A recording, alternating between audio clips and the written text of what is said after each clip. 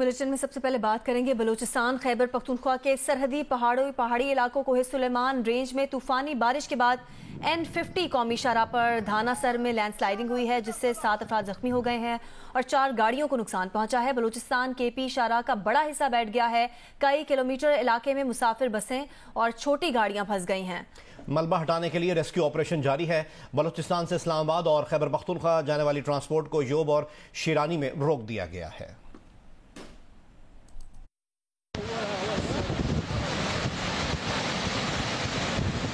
कोहे सुलेमान रेंज में बलूचिस्तान खैबर पख्तूनख्वा के सरहदी पहाड़ों पे तूफानी बारिश हुई, जिससे बलूचिस्तान केपी बॉर्डर एरियाज में सैलाबी सूरत हाल पैदा हो गई और कोहे सुलेमान रेंज में N50 कौमी शाहराह पे दानासर में लैंडस्लाइडिंग हुई, जिससे 4 गाड़ियों को नुकसान पहुंचा और 7 अफराद जख्मी हो गए। GM NHA आगा इनायत के मुताबिक लैंडस्लाइडिंग से केपी और बलूचिस्तान बॉर्डर पे सड़क का बड़ा हिस्सा बैठ गया है।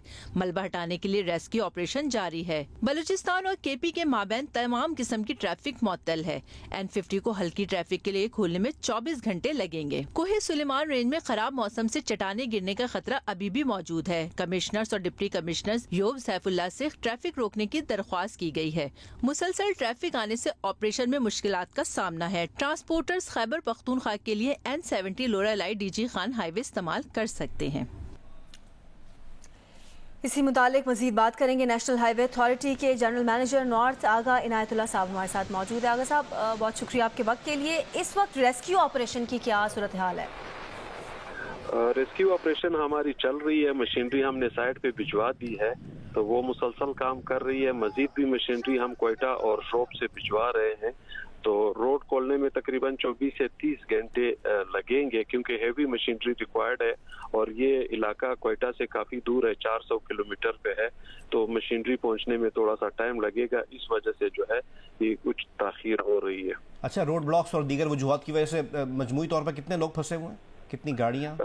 अभी अंदाजन क्योंकि ये शाम को हुआ है, तकरीबन कोई 150 के करीब गाड़ियाँ जो है अभी खड़ी हैं। अच्छा, अब ये हल्की गाड़ियों के लिए और मुकम्मल तौर पर ये जो N50 का जो एक हिस्सा मुतासर हुआ है, ये कब तक फ़ाल हो जाएगा? कब तक यहाँ पे हल्की ट्रैफिक के अलावा जो मामूल की ट्रैफिक है बहाल हो जाएगी? कोशिश हमारी ये है कि आज शाम तक जो है इसको हल्की ट्रैफिक के लिए हम खोल सके। लाइट ट्रैफिक के लिए हम शाम तक कोशिश कर रहे हैं कि शाम तक इसको बहाल करें। बाकी मुकम्मल इसको खोलने में तकरीबन 30 घंटे या इससे ज़्यादा लग सकते हैं। अच्छा आगा साहब, बलूचिस्तान से इस्लामाबाद और केपी जाने वाली ट्रांसपोर्ट को भी योब और शिरानी में रोका गया है, तो वहाँ पे एग्जैक्टली क्या सूरत हाल है? उसे कब तक खोल दिया जाएगा? कोशिश हमारी यही है, रिक्वेस्ट की है अभी कमिश्नर साहब से भी, DC साहब से भी, कि ये जितनी भी ट्रैफिक है इसको डाइवर्ट कर दें। जो हमारा दूसरा रूट है N70 का, किला सैफुल्लाह से DG खान की तरफ फिर आगे जो है वो जाती है, तो उसकी तरफ इसको डाइवर्ट करें। और वहाँ से DI खान से भी अगर कोई ट्रैफिक आती है तो उसको N70 DG खान की तरफ इसको डाइवर्ट और अगर आप लोगों की तादाद के हवाले से हमें बता सकें कि कितनी गाड़ियाँ, कितने लोग फंसे हुए हैं और कब तक रेस्क्यू ऑपरेशन मुकम्मल कर लिया जाएगा? तकरीबन 150-200 के करीब गाड़ियाँ फंसी हुई हैं, तो कोशिश है कि हम शाम तक इनको जो है निकाल सकें। अच्छा इनायत साहब, जो लैंडस्लाइडिंग हुई है इसके बायस जो खैबर पख्तूनख्वा बलूचिस्तान बॉर्डर पर सड़क का एक बड़ा हिस्सा बताया जा रहा है जो बैठ गया है, उसकी मरम्मत में या उस जगह को बहाल होने में कितना टाइम लगेगा? हिस्सा तो बैठा नहीं है, ये लैंड स्लाइडिंग हुई है। पूरा एक पहाड़ जो है वहाँ पे गिरा है ऊपर से, और वो बहुत बड़े बोल्डर है। उसको हटाने में हमें हेवी मशीनरी की जरूरत है। बाकी उसकी मेंटेनेंस, यही लैंड स्लाइडिंग जब हट जाएगी, हमारी जो मटेरियल है रोड से हट जाएगा, तो ये बहाल हो जाएगा। तो आपके पास इनफ हेवी मशीनरी है या वो मंगवाई गई है?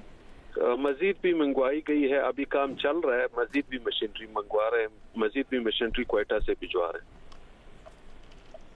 जी बहुत बहुत शुक्रिया आगा इनायतुल्लाह साहब, जियो न्यूज़ को अपना वक्त देने के लिए।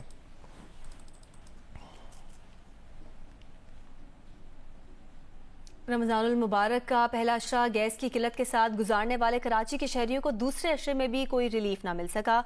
गैस लोड शेडिंग की सूरत हाल जूं की तूं है। तफसील बता रहे हैं अब्दुल वली।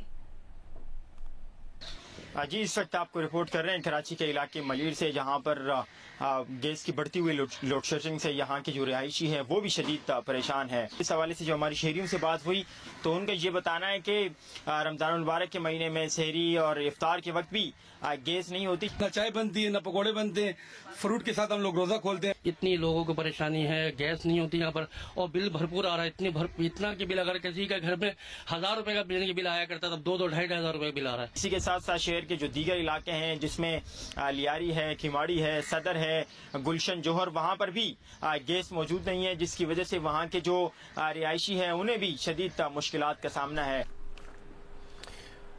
और अब आपको बताएं कि लाहौर समेत पंजाब में कायम आटा सेंटर्स पर मुस्तहकीन को मुफ्त आटे की फरहमी जारी है। अब तक पंजाब में 10 किलो आटे के 2,78,60,744 थैले तकसीम किए जा चुके हैं। तर्जुमान हुकूमत पंजाब के मुताबिक बेनज़ीर इनकम सपोर्ट प्रोग्राम में रजिस्टर्ड 1,04,70,000 मुस्तहकीन में मुफ्त आटा तकसीम हुआ।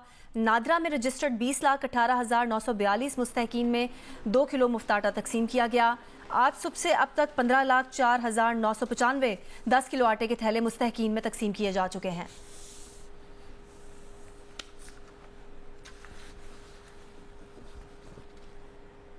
फैसलाबाद में मुफ्त आटा लेने आया 50 साला शख्स जाँ भाग हो गया। जिला इंतजामिया के मुताबिक मुतवफ़ी आटा लेकर वापस जाने लगा तो पार्किंग से मोटरसाइकिल निकालते हुए दिल का दौरा पड़ने से दम तोड़ गया।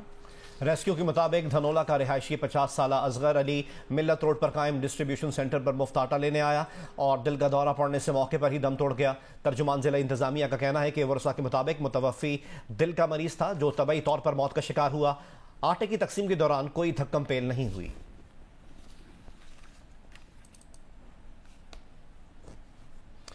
उधर इस्लामाबाद में भी मुफ्त आटा फराहमी जारी है। आटे की तकसीम के दौरान रजिस्ट्रेशन की शिकायत भी मौसूल हुई हैं। मजीद हमें रिपोर्ट करेंगे हैदर शिराजी। जी, वफाकी दारुल-हुकूमत इस्लामाबाद में रमज़ानुल मुबारक के बाबरकत महीने में हुकूमत की जानिब से ये फैसला किया गया है कि शहरियों को फ्री आटा फराहम किया जाएगा। इस सिलसिले में इस्लामाबाद के मुख्तलिफ सेक्टर्स में मराकज़ कायम किए गए हैं जहाँ पर शहरियों में आटे की तकसीम का अमल ये जारी है। इस दौरान शहरियों से जब हमने बात की तो उन्होंने कहा कि जो रजिस्ट्रेशन का अमल है इसमें उन्हें मुश्किल का सामना करना पड़ रहा है, और दूसरा ये कि चंद शिकायत भी सामने आई हैं जहां पर शहरियों ने यह मुतालबा किया है कि जब वो रजिस्ट्रेशन का अमल करवा के यहाँ सेंटर्स पे पहुंचे हैं तो उन्हें आटा आगे नहीं मिल रहा, उनके नाम पर कोई और आटा ले गया है। कोयटा में मुफ्त आटा तो एक तरफ, शहरियों को सस्ता आटा हासिल करने में भी मुश्किलात हैं। तफसीलात सुलेमान अशरफ की रिपोर्ट में। रमज़ान मुबारक के दौरान बलूचिस्तान हुकूमत की जानिब से कोयटा के शहरियों को मुफ्त आटा तो फराम नहीं किया जा रहा, लेकिन अर्जा कीमतों पर सस्ता आटा की फराहमी का ऐलान किया गया था। इस वक्त सूरत हाल ये है कि एक अशरे से ज़ायद अरसा गुजर चुका है, लेकिन अभी भी लोग आटे की फराहमी के लिए परेशानी का शिकार नजर आ रहे हैं। तो मेरी अकबी सिमत में भी आपको नजर आ रहा है कि सस्ते बाजार में आटे का स्टॉल मुकम्मल तौर पर खाली है। महकमा खुराक के मुताबिक हफ्ते में 2 रोज़ जो है वो मुकम्मल तौर पर बंद रहते हैं, जिसमें जुमा और इतवार शामिल है। शहरी परेशान है, उन्होंने हुकूमत से मुतालबा किया कि रमज़ान मुबारक में शहरियों को रिलीफ फराहम करने के लिए आटे की फराहमी यकीनी बनाई जाए। कराची के इलाके कोरंगी इलियास गोट में भैंसों के बाड़े में आग लग गई। फायर ब्रिगेड हुक्काम के मुताबिक आग पर काबू पाने के लिए फायर ब्रिगेड की 3 गाड़ियां रवाना कर दी गई हैं। कराची के इलाके कोरंगी इलियास घोट में भैंसों के बाड़े में आग लग गई है। फायर ब्रिगेड हुकाम के मुताबिक आग पर काबू पाने के लिए फायर ब्रिगेड की 3 गाड़ियां रवाना कर दी गई हैं।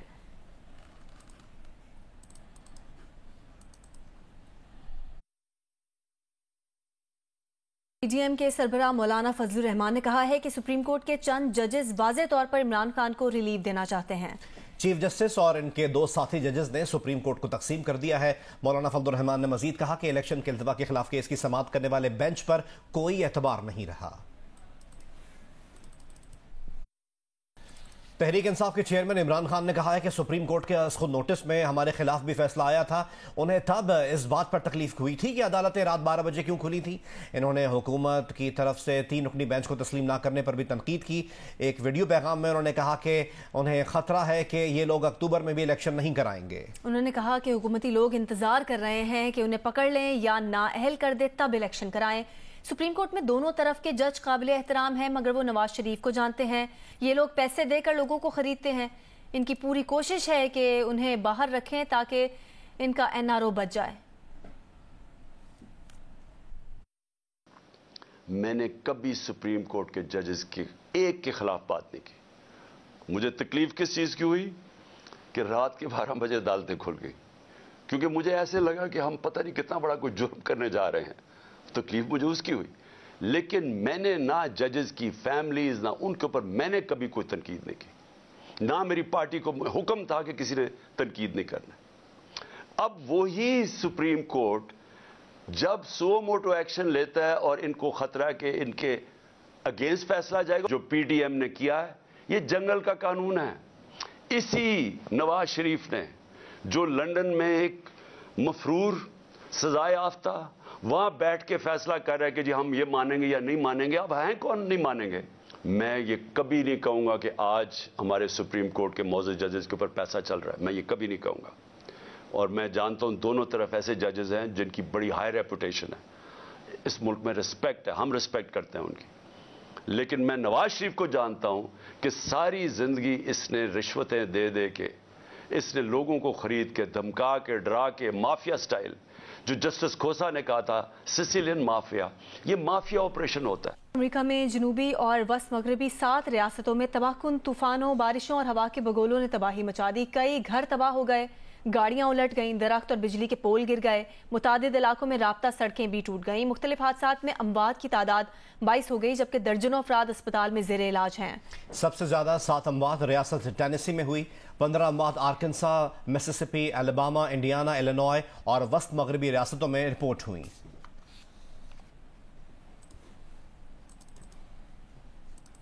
शाम के शहर हमास और उसके अतराफ में इसराइल ने ताज़ा बमबारी की है। शामी वजारत दिफा के मुताबिक इसराइली बमबारी में 5 शामी फौजी जख्मी और कुछ सामान को नुकसान पहुंचा। शामी फिजाई दिफा ने कई इसराइली मिसाइलों को रोकने का भी दावा किया है। हालिया दिनों में इसराइल की शाम में तीसरी बमबारी है।